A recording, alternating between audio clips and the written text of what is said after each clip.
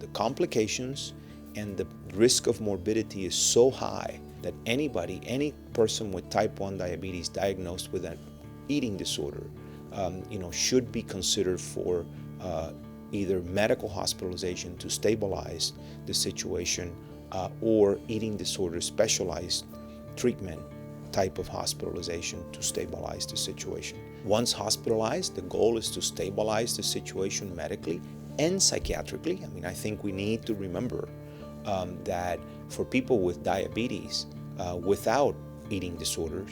in the mix, the risk of depression is 2 to 3 times that of age-controlled peers. Once you have the eating disorder in the mix, we know that the risk of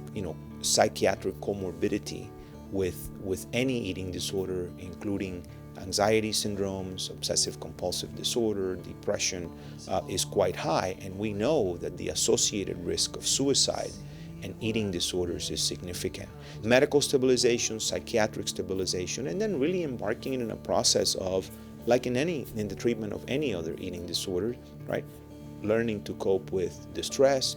learning to cope with self-acceptance, learning to cope with putting weight back on and accepting that, and sort of going on to navigate life with a different set of tools than sort of relying on the eating disorder behaviors, in this case the insulin manipulation, to be really the conduit to emotional management and self-regulation.